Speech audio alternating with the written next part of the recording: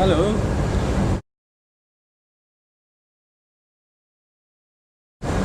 Sure. Okay. No, I'll try and answer.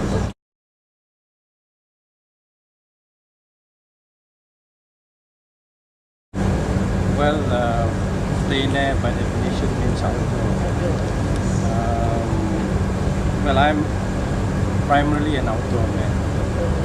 I like to be outdoor whenever I have some free time, away from the office, away from other indoor kind of activities. There's a lot of beauty outside, so it takes your mind off your daily chores. That may cause stress, boredom. So much color, so much life out there, so fresh air. So those are some of the reasons why I'm always excited to be out.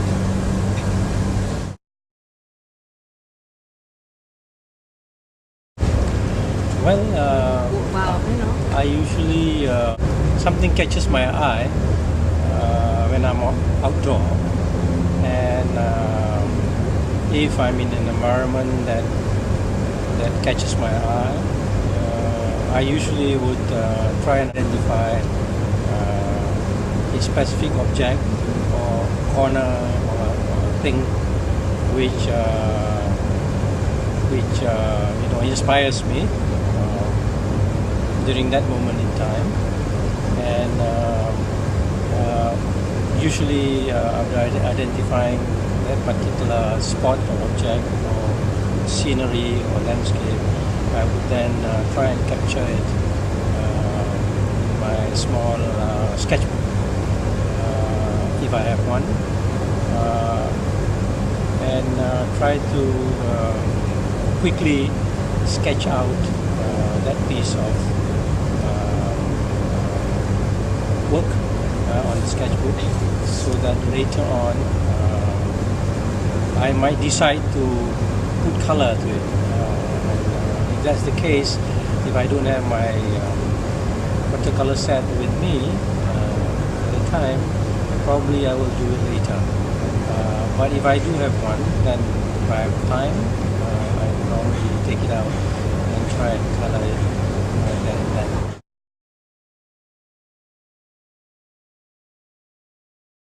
Probably yes, because most of my painting, watercolor painting, or those that I do later on in ink, are based on the first draft, which is normally in pencil sketch. Some of them will take the form later on of watercolor if I decide to turn it into one. Others probably will remain in pencil as original, yet others will be transformed into ink and other form, even pastel, for that matter, if I like, if I would like to try out those medium.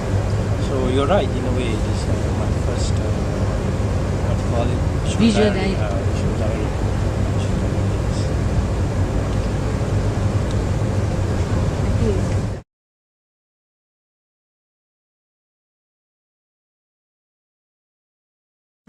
Pen and ink basically is the issue of practicality and speed and mobility, as well as detail. It's easy to make corrections. It's easy for you to sketch and capture sceneries that you like. In terms of watercolor is a bit tricky. It's got its plus and minus. Watercolor is very fine medium, but it dries quickly. In a way, I like it because I don't like to spend too much time painting. So So I have to move and work fast. So in that sense, watercolor helps me. But then again, I have to be careful not to make any mistake. Different from pencil sketch, where you can erase. So I like watercolor because of the medium, fine medium, as well as complements my habit of wanting to do things quickly, speed.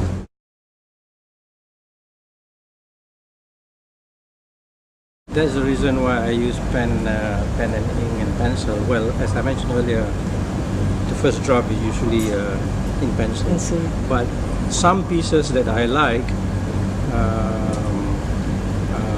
I later on put them in ink and details that I would like to put in myself, which may not necessarily be seen at the point of sketching. That's why some of these you find are extremely detailed. It allows me also to add on my own imaginative input.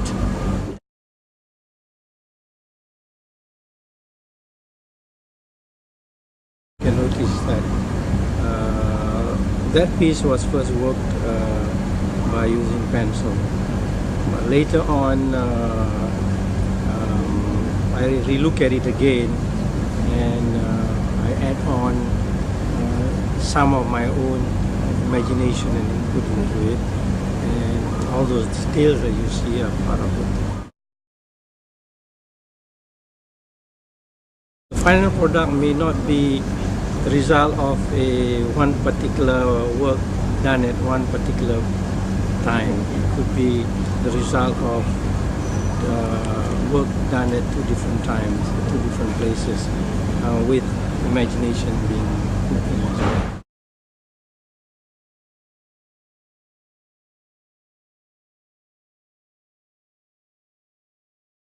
Watercolor gives me that satisfaction of experimenting and exploring with color in a more flexible, more loose, casual manner. And sometimes, as you already pointed out, it often, not by design, by accident, turns out to be a lovely piece of work. Yeah. Beyond my own expectations. Yes. So I love watercolor, that aspect of watercolor as well. It allows you, if you're bold enough, or brave enough, or free enough, to experiment.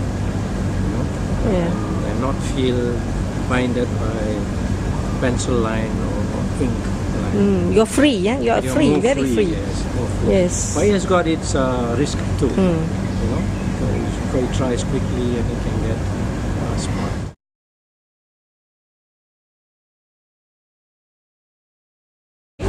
Oh yeah.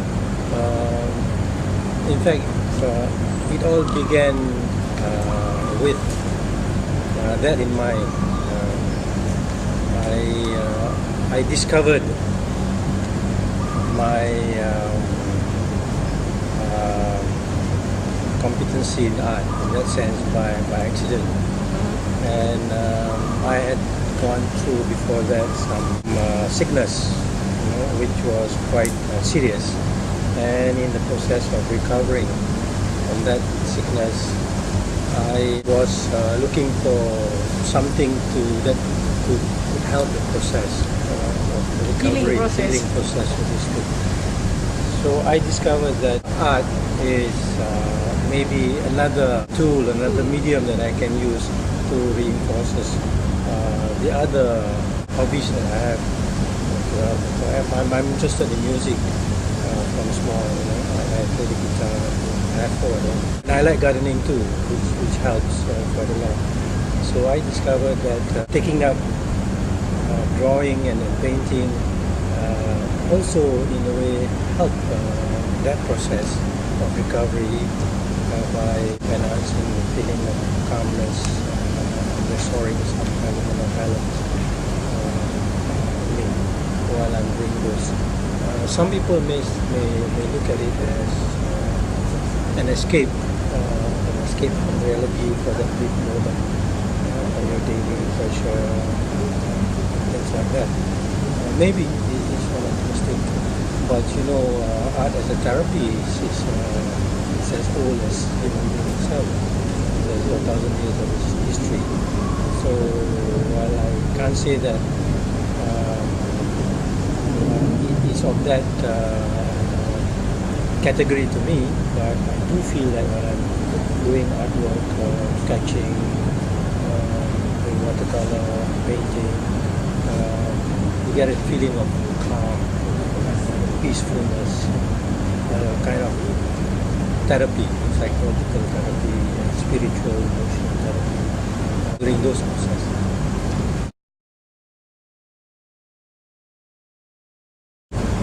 Art is everywhere.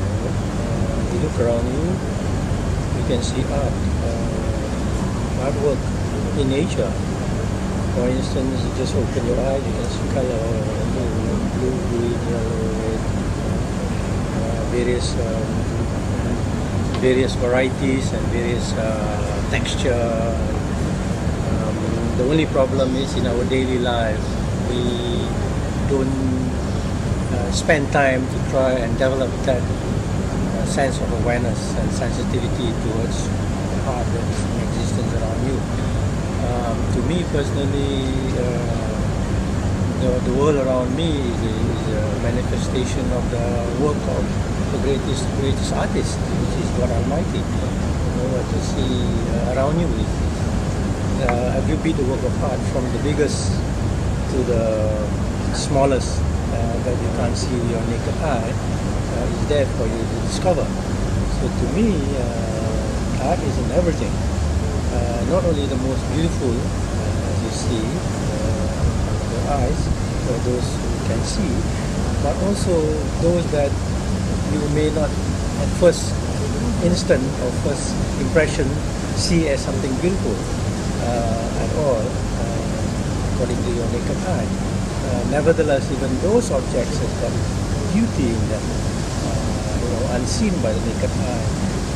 That's where you must be able to train all your senses to be able to also fathom that dimension of beauty of God's creation, the unseen, that lies within.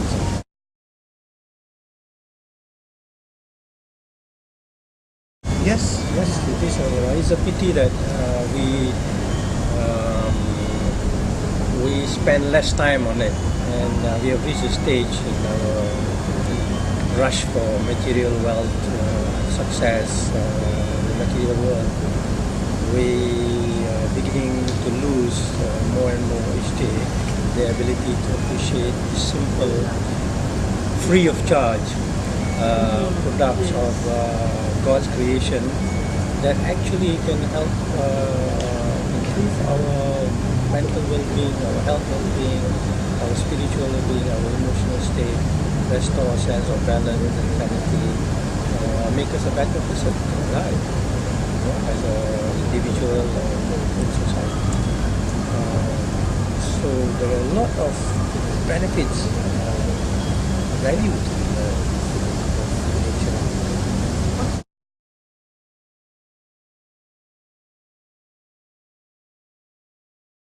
Because we have lost our sense of perspective of what is the most important thing in life.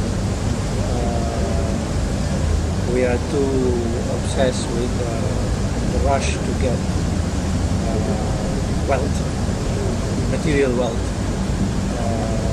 Our very concept of definition of development is based on material things that must satisfy our consumerist instinct, the desire to consume. In that process, in order to satisfy those, we build product that destroys our environment and nature and beauty that goes along with it. So this is the problem. We must rethink our model of what development is. Re-educate. We must unlearn those things that move us away from the real value life. And art is one element, one component that is extremely valuable, not only for us but for society and future generations. Beautiful piece of work in nature, that I can see with my naked eye. Wonders of God creation. A beautiful piece of work or art produced by human beings like artists to try and replicate that in any of those media to share with for individual or for sharing with others. Those are things that inspire me. And events, special events, sometimes unplanned events, unplanned activities or places that excites the imagination. So those are things that inspire. The other thing is to see people who are willing to break the boundaries, and try new approaches and new things. Dare to take the risk, dare to try out something different from what the community of the discipline states or stipulates or as the boundary of the discipline. In art, break the convention, think of new ways of looking at the same thing, explore new territory. You must be brave to do it. As long as it is not destructive to humanity, I think it should be allowed. Those are the inspirations. Of course, it's just sit in that. There are costs attached to it.